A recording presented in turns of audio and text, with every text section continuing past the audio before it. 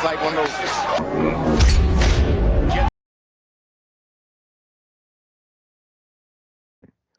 Yup. Yo, you know definitely what time it is, man. This is your favorite channel. This is CTB. This is Chin Tuck Boxing. I'm your boy Jay Slay. Say what up to him, man. What's up, everybody? Thanks for tuning in. Most definitely. You know what you tuning in to, man. This is a show we call here Chin Check. This is where we hit you guys' chin with boxing news, boxing knowledge, boxing rumors. And sometimes we put some money in you guys' pocket by giving you the odds of a fight. But today we're gonna stick to the rumor mill, man. Maybe the hypothetical rule. We're gonna play that field a little bit with this Chin Chuck. Canelo Alvarez, man, his name has been linked to Earl Spence Jr. Heavy, heavy, heavy in the social media realm right now. So much so that I'm in a debate right now in a couple groups because I put a post up, man. I ruffled a couple feathers because I put my exact words was, if you believe that Earl Spence Jr. can beat Canelo Alvarez, you don't know shit about boxing. I'm gonna first say that I am, even though I'm a Terrence Crawford fan, I'm also a Earl Spence fan. I'm a very big Earl Spence fan. So I'm gonna get that out the way. But I'm also a realistic fan. My boy Mon is a bigger Earl Spence fan than I am, and so he's gonna break down his opinion on what he thinks about the Canelo Alvarez fight.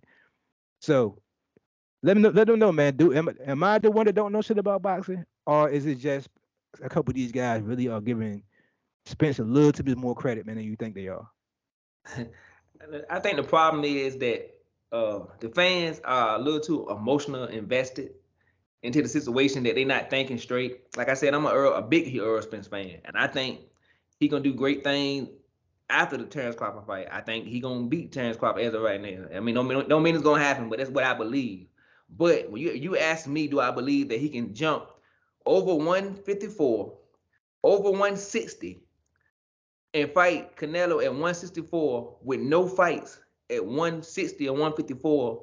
That's not realistic. That's for a fighter of Canelo caliber. I don't care if you put him in with any champion at 168 and they met at 164.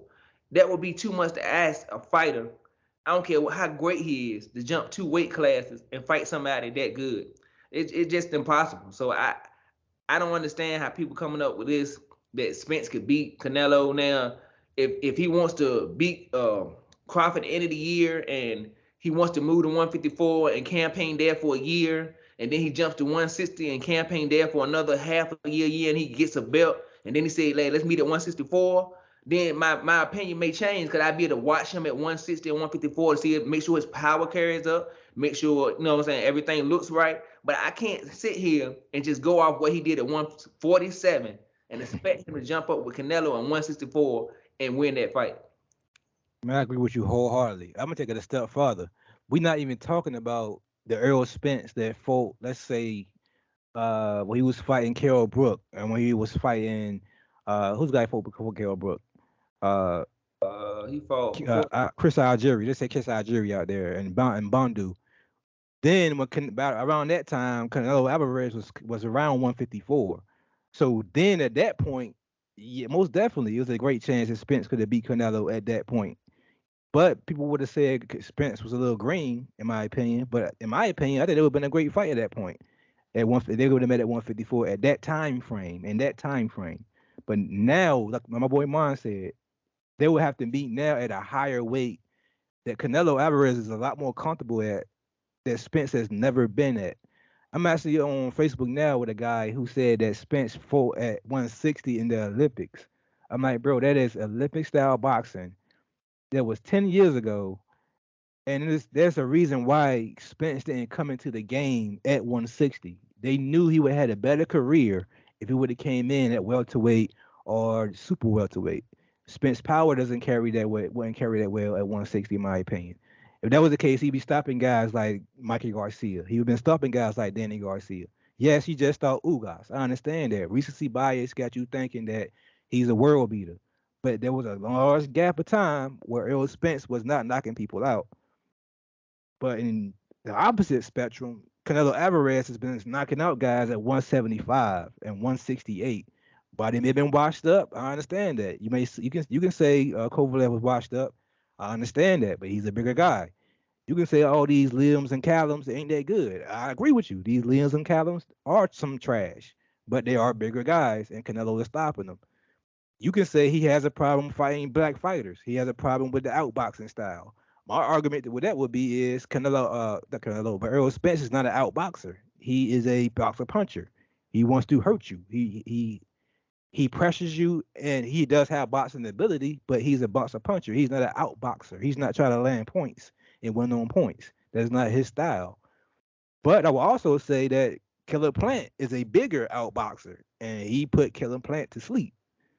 So this time frame, it is, in my opinion, this is what I said. You can't tell me you know shit about boxing and think that Earl Spence at this time frame where we at right now, it is no way possible that he's beating Canelo Alvarez, even if they meet at 160. Because I don't think Canelo going down to 160 anyway. You know what I'm saying? So what you got to say about that, bro? Yeah, I totally agree.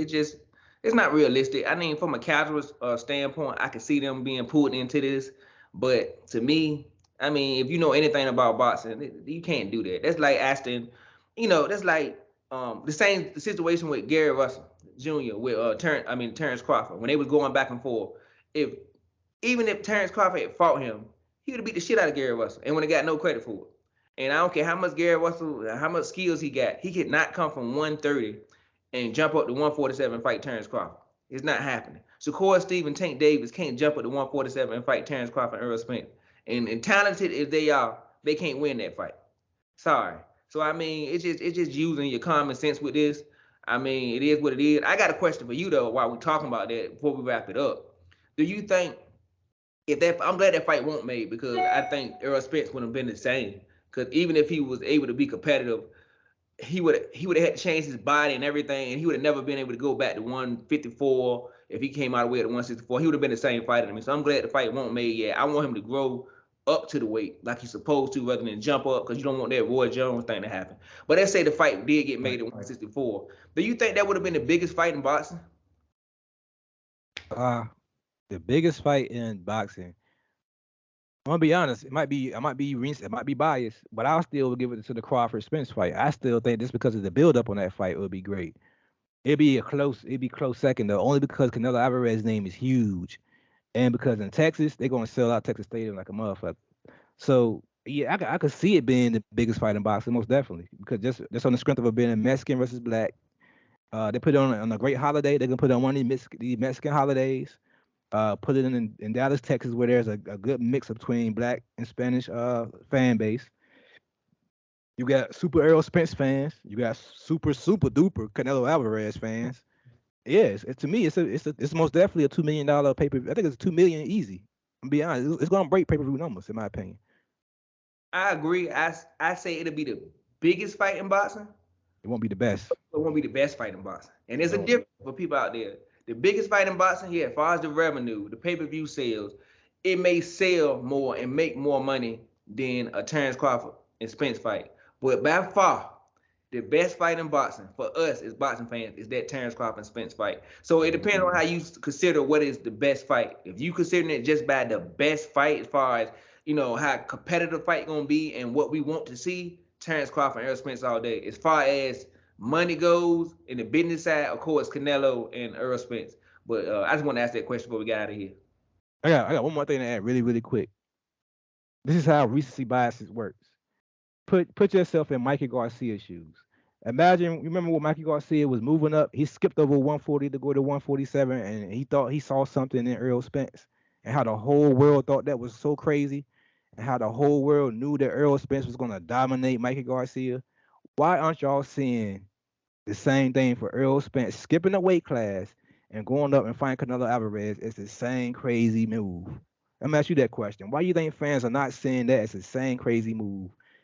Just seeing what Mikey Garcia did and jumping and trying to be great and jumping up fighting Earl Spence. But that didn't think Earl Spence can do that same to Canelo Alvarez. It's gonna be a controversial answer somewhat, but to me, black fighters, I held at a different standard to me. So if Mikey when Mikey does that or somebody else does that from another background, they're allowed to fail and people act like it didn't happen. Almost like with Lomachenko. When he fell on his face, people act like it didn't happen. When he got his ass knocked down by Linares. People act like he didn't get knocked down, but then Devin Haney gets hurt, and that's the talk of the whole fight when he dominated 11 out of 12 rounds. So if Errol Spence goes up to 164, nobody's gonna be saying, "Oh, that's not fair," or "He shouldn't do that," or "That's crazy." People gonna say, "Do it," because they want him to do it to get his ass destroyed, and then send him back to 154 because he probably won't be able to go back to 147 after that. Send him back to 154, but he won't have that building excuse. He'll be a washed, exposed fighter. Whereas, another fighter will be considered being great. I don't remember him losing in that fight. I don't remember what happened. I just remember him just being great. So it's controversial, but I think that's the answer to it. I don't think it's controversial at all. I think that's a great point, man. That is a great point. You got anything else you want to add to this topic, man? I think we covered it all. All right, man. With that being said, man, you've been chin check most definitely with this topic. This was a great show. I'm your boy Jay Slay. This is CTB Chin Tuck Boxing. Cut him out of here, man. All right, everybody, remember to like, subscribe, hit that notification button, comment. Let's keep this channel growing. You know why? Because we love boxing and you love boxing. But most of all, God, peace and love. Take care.